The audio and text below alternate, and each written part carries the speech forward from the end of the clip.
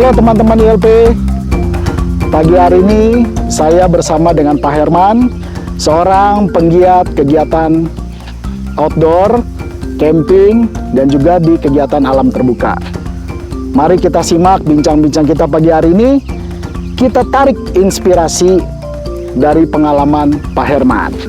Oke. Selamat pagi Pak Herman. Pagi Pak Okta. Waduh, senang nih saya bisa ngobrol, bisa bincang-bincang dengan Pak Herman nih Pak. Iya. Bagaimana Pak campingnya tadi malam Pak? Seru juga nih. Seru Pak. Pakai acara hujan juga ya. Wah, itu tantangan juga ya Pak ya. Iya. Kalau betul. camping terus Camping, cuaca. alam cuaca kita nggak bisa prediksi ya, betul Pak. Tapi di samping tantangan juga ada seru di situ ya Pak. Betul. Nah Pak Herman, kalau saya boleh ngobrol nih Pak. Silakan Pak. Apa sih yang membuat Pak Herman jatuh cinta pertama kali pada kegiatan camping atau kegiatan di alam terbuka ini Pak? Oh gitu ya. Sebenarnya saya suka camping tuh dari SMA Pak. Oh SMA. Iya, dulu saya di SMA ada kegiatan camping. Saya pertama kali di SMA tuh di Cibodas ya, seingat saya ya. Iya. Camping di sana. Udah itu malam-malam hujan semuanya. Iya. Berantakan deh suasananya. Iya. Nah, kita waktu camping itu juga kita pertama kali tuh saya ikut naik gunung, ke Gunung Gede. Nggak pakai persiapan, nggak pakai apa-apa. Karena belum pernah camping sebelumnya. Belum pernah camping juga, belum pernah naik gunung. Tapi kan waktu itu masih anak SMA ya. Iya. Fisik juga lagi kuat-kuatnya. Jadi dalam pengertian naik jangan-jangan nggak bawa perlengkapan jaket. Enggak, jaket bawa. Temen nggak bawa perlengkapan bawa, cuman bawa badan aja. Karena teman-teman aja kita naik gunung ke atas, nggak jauh kok. Tahu-tahu jauh ya, pagi-pagi baru sampai katanya.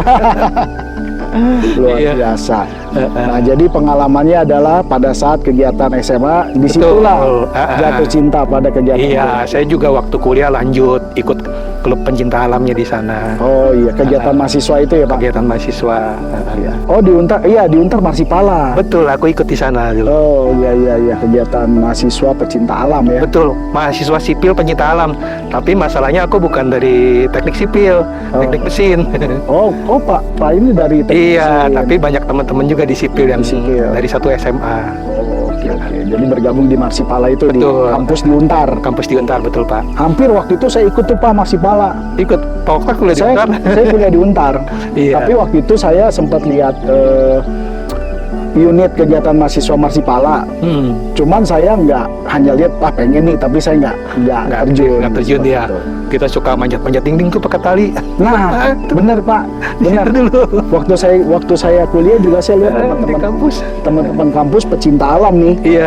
Dalam mereka mempromosikan kegiatan mahasiswanya, mereka itu tuh Pak dari pasang tali ya dari gedung atas turun tuh Pak. Turun itu namanya rappelling. Betul. Oke. Jadi Pak Herman juga ikut tuh Pak. Ikut sekali-sekali ya, tapi saya nggak berani. Mantap. Nah Pak Herman, apakah ada momen atau pengalaman khusus yang akhirnya membuat Pak Herman berkata, nah ini adalah memang gaya hidup saya nih? Iya, aku emang pada dasarnya emang suka alam ya dulu ya.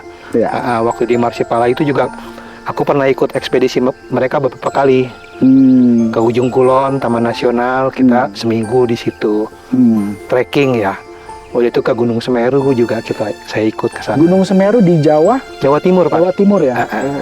Aku naik sampai atasnya dulu. Puncak Mahameru. Waduh, pulangnya bener-bener digotong.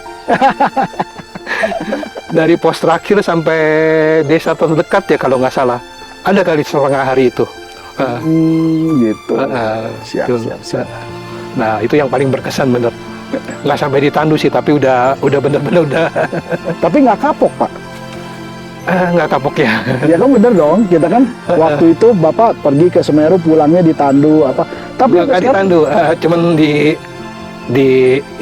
kayak di temenin aja gitu, ditempel gitulah biar masih jalan, tapi kita udah nggak bisa ngapa-ngapain, ikut aja depan. Tapi nggak kapok nih Pak ya. Nah berarti ada sesuatu yang menarik nih sahabat daripada kegiatan camping ataupun kegiatan di alam terbuka. Walaupun pengalamannya bertemu dengan cuaca hujan dan sebagainya, itu udah biasa kalau kita camping. Tidak membuat kapok ya. Nah, Pak Herman, apa sih keistimewaan camping ini dibanding dengan destinasi liburan di hotel atau destinasi modern lainnya, Pak?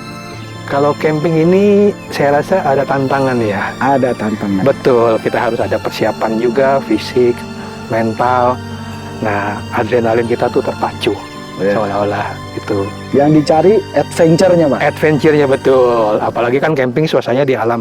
Kita bisa eksplorasi di alam-alam sekitarnya juga, seperti itu. Kalau di hotel kan kita yang masuk check-in, ketemu kamar udah. Udah begitu. Kolam renang. Iya. Gitu. Kalau di alam tuh lebih banyak aktivitasnya, Pak. Dan tiap tempat Berbeda-beda. berbeda. Suasananya. Bahkan di tempat yang sama Bisa berbeda Bisa banyak. berbeda. Betul. mungkin bulan ini kita datang di tempat yang sama, bulan depan datang di tempat yang sama, pengalaman bisa beda. Pengalaman bisa beda, betul. Itu yang membuat para pecinta alam atau penggiat camping selalu ingin Ingin ke balik alam. lagi. Kalau kita sudah, misalnya saya kasih contoh ya, sekali kita pernah ke gunung hiking, Ya. pasti selanjutnya akan pergi ke sana lagi. Ya, Ada panggilan gitu untuk datang lagi. ya. Seperti pepatah mengatakan, the mountains are calling Ya. and I must go. Iya, betul. Dulu di SMA, waktu kuliah tuh hampir tiap bulan saya pergi. Hampir tiap bulan. Hampir tiap bulan. Makanya kuliah hampir agak terbengkalai. Tapi sekarang kan masih, Pak. Sekarang saya udah, ya istilahnya udah pensiun ya, udah umur ya. Kalau untuk kegiatan hiking saya rasa udah nggak sesuai dengan fisik dan umur saya ya. Ada tapi tidak setiap bulan. Tidak setiap bulan. Kalau ada waktu senggang kita sama istri jalan-jalan gitu, eksplorasi ke Jawa, ya cari-cari tempat camping yang bagus lah, yang enak gitu. Tapi tentu karena ajak keluarga akhirnya tidak se ekstrim dulu waktu muda ya, Pak. Iya betul Pak.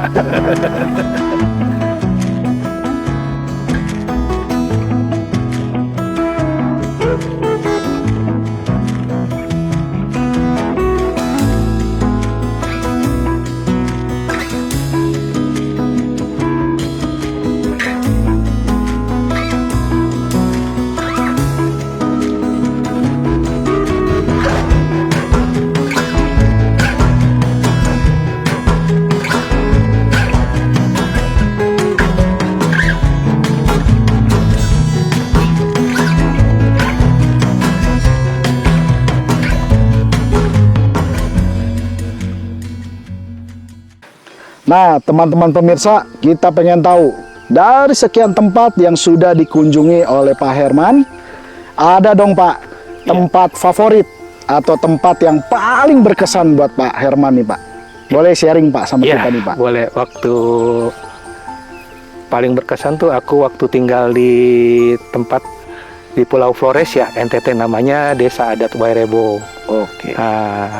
Di sana kita nginep di rumah adat. Desa ini juga bagus, banyak apa ya, di pegunungan gitu, kebun kopi juga. Dari beberapa teman saya penggiat kegiatan alam terbuka dan camping Pak, Ya, dari 5, 3 menjawab Wairebo Pak. Wairebo betul. Tapi di Wairebo kita nggak camping, di sana sudah ada rumah. Sudah ada rumah adat. Rumah adat, kita bisa stay di sana. Dan juga mereka mata pencariannya dari kopi nih. Dari kopi, betul Pak. Dari situ kira-kira dari bawah kita ke atas trekking sekitar ya 2-3 jam lah. Banyak ketemu turis mancanegara. Betul Pak. Lebih banyak orang asingnya dari orang lokalnya di Betul. sana. Betul Pak. Betul. Kalau malam Pak, suasana di Wairebo Pak, boleh sharing nih. Wah, Karena sedikit banyak saya udah pernah dengar. Tapi saya mau dengar dari Pak Herman nih. suasananya benar-benar syahdu ya. Suara alam dan langitnya tuh waduh benar-benar bersih ya, bintang-bintang semua. Pokoknya kita benar-benar kelihatan bintang jelas di sana. Langit bertabur bintang. Betul. Dan dari Wairebo ini juga kita bisa turun sedikit, bisa ngelihat laut Pak. Oke. Dari bukitnya itu kita bisa lihat pemandangan laut. Keren banget itu. Jadi antara gunung dan laut itu dekat sekali. Salah satu impian saya Pak. Saya juga pengen ke Wairebo. Ayo Pak, kita ke sana. Semoga saya ada kesempatan. Saya Amin. bisa ke Wairebo. Amin. Kata orang, kalau kamu memang seorang pecinta alam, belum ke Wairebo itu belum dikatakan pecinta alam. Pak, Ya. camping ini kan bukan hanya urusan tidur di dalam tenda, Pak. Iya. Iya kan? Kita mau masak, kita juga perlu mandi. Betul. Persiapan apa yang biasa Bapak lakukan sebelum camping nih? Kita persiapan, sebenarnya sekarang tempat-tempat lokasi camping itu sudah lengkap ya. Ada fasilitasnya, kita cukup cuman bawa badan aja juga cukup sebenarnya. Oke. Mereka udah ada tendanya, sudah ada, alat perlengkapan camping juga sudah ada. Di sana listrik juga sudah ada, kamar mandi juga sudah ada. Tapi kita juga bisa bawa sendiri samping itu. Kalau kita bawa sendiri kan rasanya lebih seru ya. Iya. Kita pasang tenda sendiri, beresin peralatan sendiri, masak sendiri, makan sendiri. Nah, seperti itu, Pak. Nah, biasanya kalau yang Pak Herman lakukan yang camping sendiri nih, Pak. Iya. Apa aja nih, Pak? Peralatannya apa? Yang paling penting sih menurut saya itu tenda ya. Nomor satu tenda. Tenda, kalau kita punya tenda, dan saya juga ini sebenarnya waktu pertama kali cuman beli tenda tok gitu. Kita nggak tahu bahwa tidur di tanah itu ternyata berbeda sama tidur di rumah ya. Jangan lupa tenda dan alasnya. Betul itu. Matrasnya. Matrasnya itu juga penting, Pak. Yes. Banyak pemula, ya kan, pemula camping lupa ternyata harus ada matrasnya. Iya, soalnya waktu di SMA saya camping ya bawa diri saja.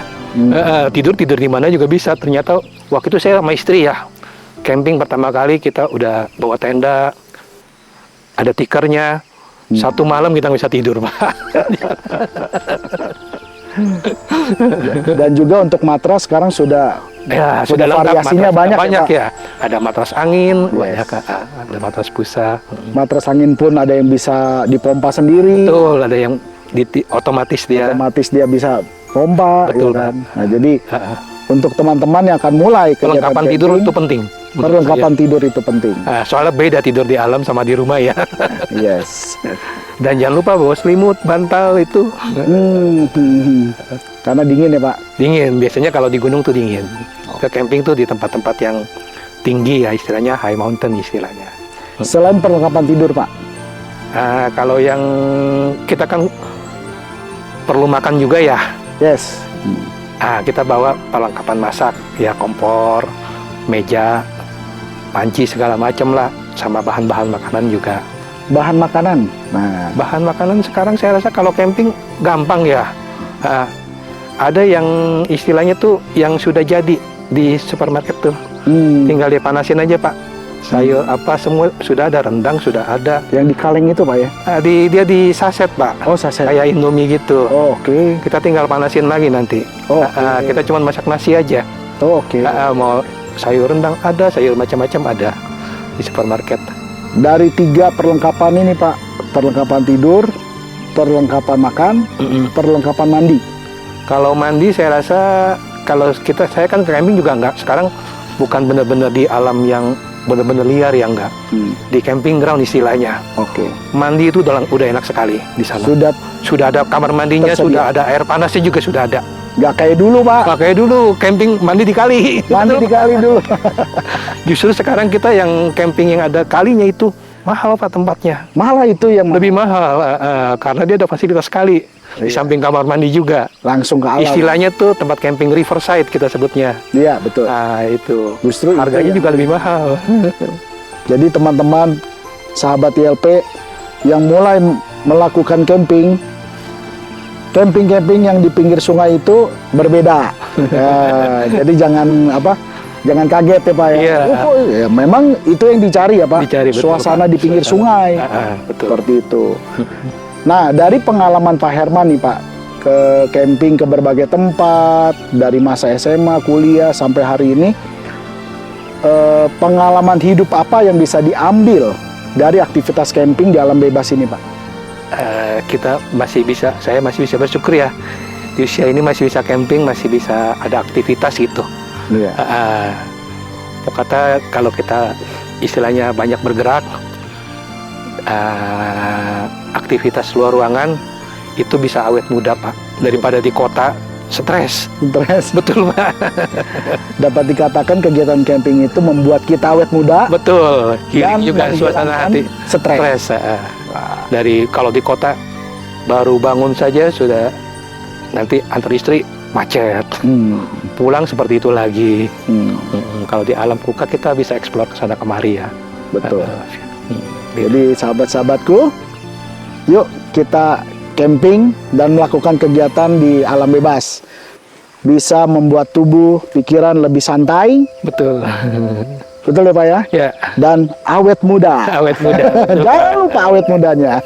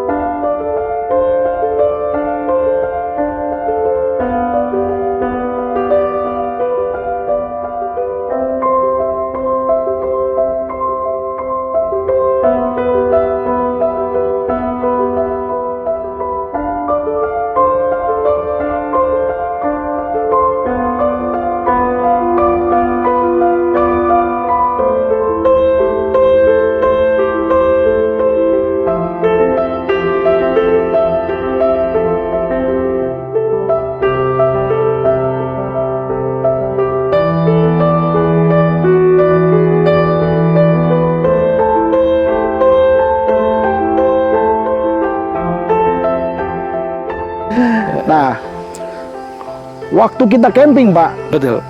ketemu dengan alam, ketemu dengan hewan-hewan, ya kan, ketemu dengan cuaca. Betul. Nah, apa kiat-kiat Pak Herman menjaga kelestarian lingkungan di dalam setiap perjalanan camping? Pertama kali jangan merusak alam ya. Kita datang tempat itu seperti apa adanya. Waktu kita pulang juga jangan tinggalin apa-apa. Kita jaga seperti apa adanya. Sampah-sampah kita bawa pulang kembali. Iya. Hewan-hewan yang ada juga dibiarkan saja, kita nikmatin aja, kayak burung-burung kita nikmatin kicaunya atau apa. Tidak perlu ditangkap ya Pak? Tidak perlu ditangkap. Yang terutama jangan buang sampah. Betul. Soalnya bukan hanya kita yang menikmati tempat ini, masih ada kan Anak cucu. teman-teman yang lain juga Betul. akan menikmati tempat ini. Betul. Jadi menjaga kelestariannya nomor satu, sampah. Betul. Jangan lupa. Dan juga jangan memburu atau menangkap binatang. Iya, biasanya suka iseng kan orang bawa ketapel, ituin burung ya. Jangan sebaiknya. Kalau memang Anda seorang pecinta alam, Anda tidak melakukan dua hal itu. Betul ya Pak? Betul Pak. Pak Herman, ya, tantangan besar atau tantangan berat yang Pak Herman hadapi dalam camping, misalnya hewan kah atau cuaca kah? Kalau cuaca sama tempat camping saya rasa nggak seberapa ya. Yang kita hadapin kendala tuh biasanya lokasi Pak. Karena lokasi camping ini juga kan istilahnya bukan di pinggir jalan, bukan di pemukiman gitu, di alam ya. Ya. Untuk mencapai tempat itu juga ya kita agak survive juga lah di situ. Justru yang menjadi tantangan menurut Pak Herman bukan cuaca dan hewan. Bukan, lokasi. Jadi jalan menuju lokasinya. Jalan menuju lokasi. Semakin kita susah lokasinya, semakin bagus view-nya. Itu udah pasti gitu Pak? Udah pasti itu. Oke. Semakin ekstrim jalannya, semakin view yang kita dapatkan semakin wah. Semakin indah. Semakin indah. Jadi teman-teman yang mau camping ketemu jalan yang agak sulit, tapi sudah pernah ke sana, dapat dipastikan tempat itu ya terbayar gitu. Terbayar betul dengan view-nya ya, view yang ada. Luar biasa. Nah, Pak Herman, Ya. dapat dikatakan bahwa semakin terjal, semakin sulit menuju lokasi camping, Betul. akan Semakin terbayar, indah pemandangan yang kita pemandangannya dapatkan. semakin indah. Betul Pak. Gitu ya Pak? Betul Pak. Oh, teman-teman sahabat TLP. Ayo Pak Kuta, kita ngopi dulu ya. Oh, boleh Pak. Iya. Aduh. Sebentar saya siapkan Pak. Wah, sampai bawa alat masak juga nih. Iya. Herman nih, keren. Wih, sepertinya ini sudah disiapkan ini. Nah, ini jangan lupa, ini penting ini buat ngopi-ngopi waktu camping, sahabat-sahabat. Oke, cangkirnya pun sudah ready nih. Ya. Oke. Nyala ini Pak ya? Nyala. Oh iya. Benar. Oke.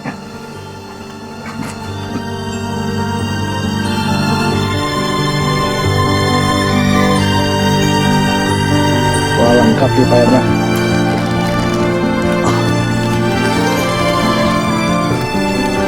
Wih, Silakan Pak. aku yang black coffee aja lah. Black coffee. Silakan. Ini salah satu bahan penting nih dalam camping nih, Iya, teman-teman. kopi, Kopi, teh, Indomie. Kita buka warung, Pak. Ah, Karena di camping tuh nggak ada tempat jajan. iya, Sekarang lokasi camping tuh banyak ya. iya, Kita bisa bawa mobil ke sana. iya, Dan camping di samping mobil juga namanya camper van, Pak. iya. Gaya camping terbaru, camper van. Betul. Camping di mobil van. Mobil.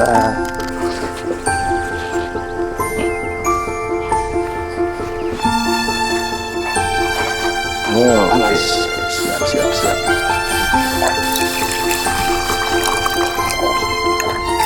Oke, thank you. Nah, kalau di camping, begini metodenya. Kalau lupa bawa sendok, pakai. Ini jangan heran pemirsa. Ini Dimanfaatkan ya. memang di gunung harus begini. Nggak bawa sendok. Nah, aduknya begini, pakai sasetnya. Gitu ya Pak ya? Sendok. Ada mas sendoknya. Memang begini gayanya anak gunung nih.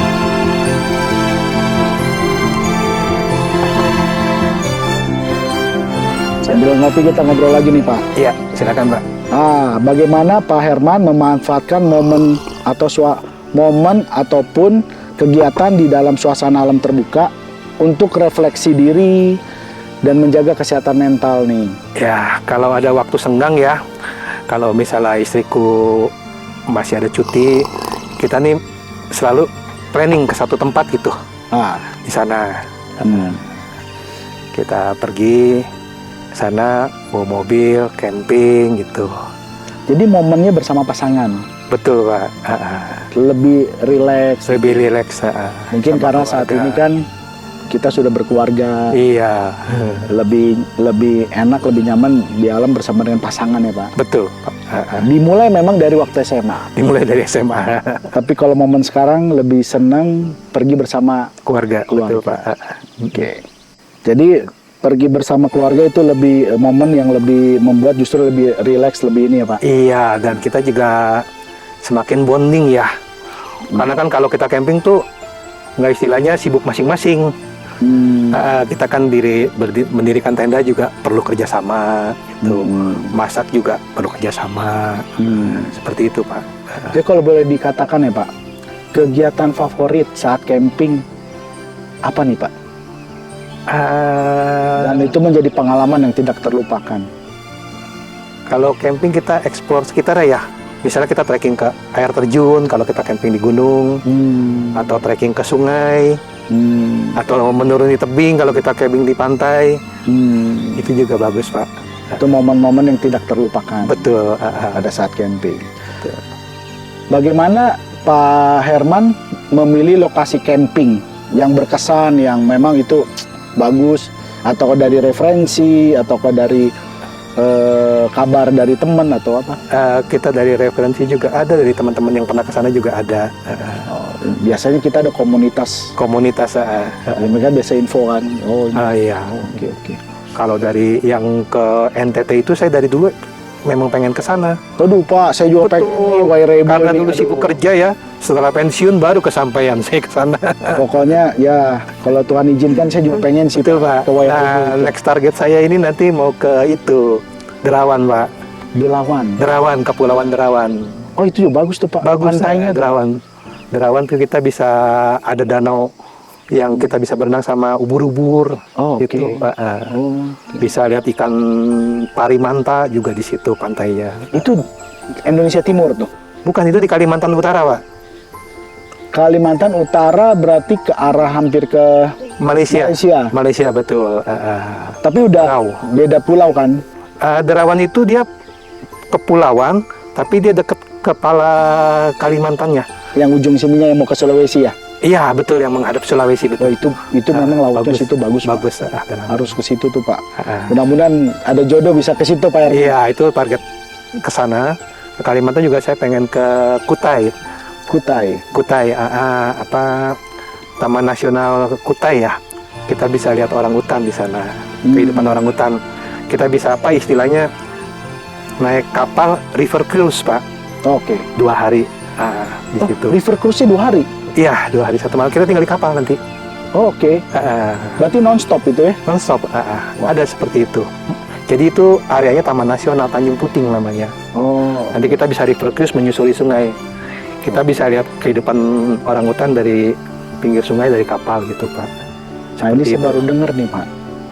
Oke.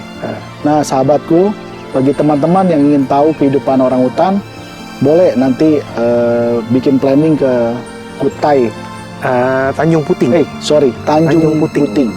Daerah Kalimantan. Teman-teman itu satu pengalaman river cruise. Ya, betul, Pak. 2 hari. 2 hari. Iya, tapi untuk menuju ke sananya ya lumayan ya. Seperti tadi Bapak bilang, kalau kita wisata ke alam, perjalanan menuju sana perlu pengorbanan, terbayar dengan keindahan di lokasi. Betul, Pak. Ya, kan? Oke. Pak Herman, Ya. Kalau boleh Pak Herman kasih pesan kepada orang-orang tentang manfaat camping nih Pak, di alam bebas nih Pak.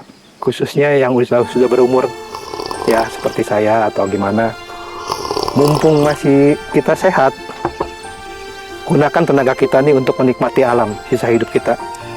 Itu selama kita masih bisa beraktivitas, bersyukur kita masih bisa camping, traveling kemana-mana ya. Itu juga membuat kita, tadi saya bilang awet muda ya Pak. Awet muda. Ya, seperti itu Pak. Teman-teman, ada kesempatan main-main ke alam atau camping, berwisata di alam bebas, teman-teman. Diving ataupun camping, snorkeling, trekking, betul Pak. Banyak kegiatan alam yang bisa teman-teman explore seperti itu. Selama masih sehat, kita harus pergi ke alam. Betul. Selain fisik yang kuat nih Pak, mumpung sehat pergi ke alam, apalagi pesannya nih Pak kalau kita wisata ke alam nih?